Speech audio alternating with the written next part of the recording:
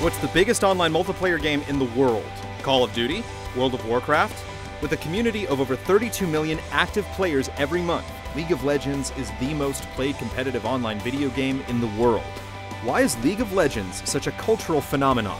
Follow GameTrailers in our mini documentary series Shift as we explore the facets of the gaming industry that go beyond the day-to-day news bites and shift focus into the hearts of the stories that shape your favorite pastime.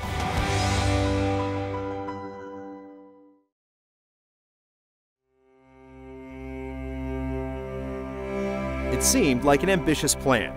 Riot Games would host their League of Legends World Finals at the Galen Center in Los Angeles, attempting to fill a 10,000-seat arena with fans paying over $30 a ticket. 37 bucks. The prize? 2 teams compete for an unprecedented $1 million pot. This isn't the rapid-fire first-person drama of Call of Duty, or the frenetic sci-fi escapism of Halo. League of Legends is a subgenre of real-time strategy games, but there's nothing slow-paced about it. MOBA is a multi-online battle arena game. You've got a team of 5 people playing against a team of 5 people, and each person controls 1 unit on the battlefield. The concept is actually pretty simple. Think about playing capture the flag, right? You got a team, another team, flags on their side, boom, they go at it. It's a great team experience, and it also has a lot of back and forth. I think in a lot of traditional RTSs, there's a lot of pressure to perform, and if you make a big mistake, you're usually out. Moment to moment, it's about collecting gold to make your character powerful, whether it's killing people or just farming minions in lane, and over time it's working together to take down objectives. It's just kind of one of those games that the second you play it, you're addicted. You play a game and you're like, oh wow, I did kind of bad, but I want to play again because I want to get better. It's incredibly fun to play with your friends, and it has the same hooks as any traditional sport does. So no matter where you are in sort of the skill curve, there's always a bigger and better challenge that awaits you. If you're unconvinced about the free-to-play model, fans would argue that removing the cost of entry might be what brought them to the game, but Riot's approach to community building and the game's fascinating champion system is what has kept them. Our approach with the community is first and foremost to listen. We ask ourselves also as players of the game, because we all play the game a bunch, what would we want in this situation? What do we think's fair, not fair, etc.? The core value of Riot Games is to put the player first. I think they take the feedback a lot. Like, I know on the forum of League of Legends there's a lot of feedback, and I think the Riot community really does take into account what people say. They're constantly looking into, bringing some champions up and some down, and they're always making it a level playing field. Champions are the characters within League of Legends, and what you do when you play League is you basically pick a champion you want to be for that game, and then that champion has a specific skill set and kind of personality and theme and art style that's all specific to it. Some champions are great for bursting people down really quickly and getting out. Other champions can take a lot of damage and hold people in place while your friends come together and take you down. Purchasing champions, along with buying player skins, is a way that Riot generates revenue from its massive community. Fans purchase champion avatars with in-game or real currency, starting at $5. Player skins with unique animations and redubbed voices will cost you anywhere from $5 to $40, which fans cannot wait to collect. League of Legends is something that we view as a game that's going to be around for a long, long time. As a sport, you want your experience to constantly evolve, but you don't want it to be completely redefined. MOBA-style games are big business, and with console games like the upcoming Guardians of Middle-earth and PC hits like Dota 2 getting in on the action, Riot Games has set the precedent and what fans have come to expect. During the semi-finals, flaws in the stage design allowed competitors to view the minimap display behind them, which unfairly revealed player positions. Plus, internet connectivity issues caused the semi-finals to come to a halt, causing fans much frustration. No one took it harder than me and my team. I mean, we should have had a better stage setup. That was just like, that was poor planning on our part. The not having internet redundancy, we felt helpless. But at the same time, like, there were so many people that were so passionate about what was going on and upset about the cheating or upset about the stage design or the internet going down. Like, if people didn't care that much, we wouldn't have a true sport. During the playoffs, League of Legends had so much traffic that pipelines slowed to a crawl. Riot Games believes that staggering spectator audience is worth banking on. I don't think anyone really understands just how big this can get. What we do know is we have a great sport and we have an amazing fan base, and we're working our hardest to make it as big as possible and give the pros really the respect they deserve, because these guys are in the trenches every day playing so hard and practicing so hard.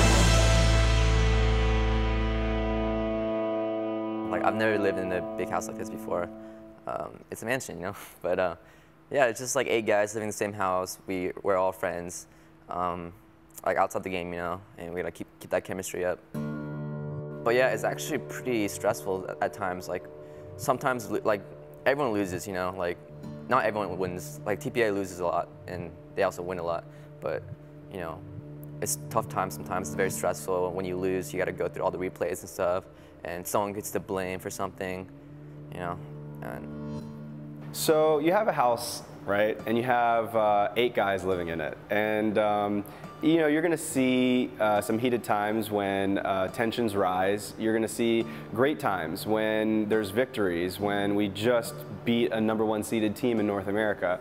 So there's a lot of ups and downs. I walked into this thinking that, you know, the maturity of the players would actually be pretty low and that there'd be a lot of work in developing them, but it's actually surprised me a little bit. And I think that is because these players are taking this so seriously. The lifestyle is not unlike a real job. There are hours and obligations, even for those that aren't in the top tiers of the tournament brackets. It's getting a healthy meal in the morning, you know, for breakfast. It's playing games, it's analyzing games, it's analyzing the competition and what's out there. It's sitting down and discussing game strategy, which is a big, important aspect of this particular game. So they spend a lot of time streaming, playing games, and we hit up the gym, you know, every day. When I play seriously, 7 days a week, I play with my team probably 5 to 9 hours a day.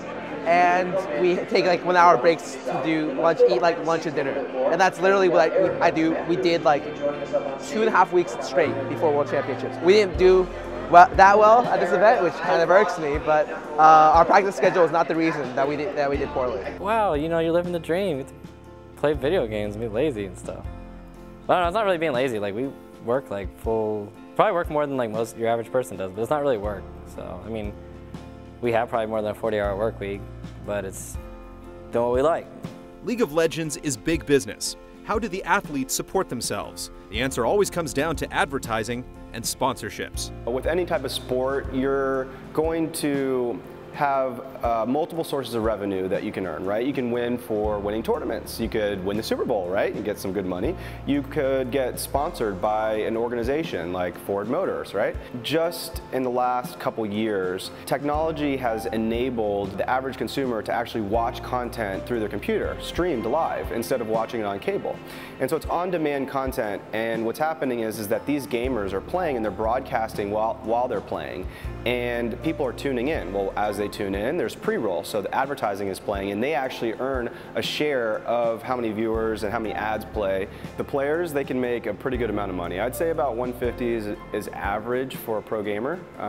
You know, it could be more or less just depending on how marketable they are and how many sponsors they can get. I thought I would never say this in my lifetime, but you can make a lot of damn money at video games. I think especially for the younger people that are on the teams, it's like, what other job could you do where you get paid this good of money and then you get to travel this much at, like, because we have people on our team that are 19 years old.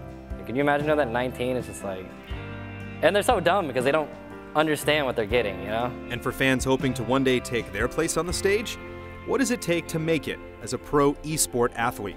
You know, to fans that want to get out there and compete in League of Legends and try to win, you know, thousands of dollars or millions of dollars, our message to you is you can. You know, go out there, practice hard. There's a lot of different events and tournaments. There's things that are happening at the local level. If you're in college, there's college programs that are happening, clubs. There's a lot of great opportunity, and it's just, at the end of the day, it's super fun. So if you want to compete, get out there and do it.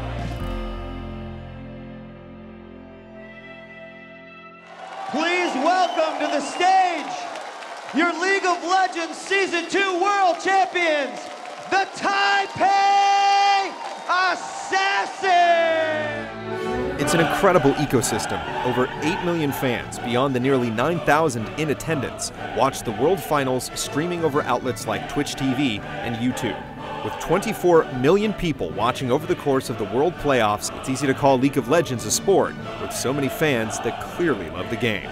Football, the rules have changed slightly, but the playing field stayed the same. Same with soccer, same with baseball, same with basketball.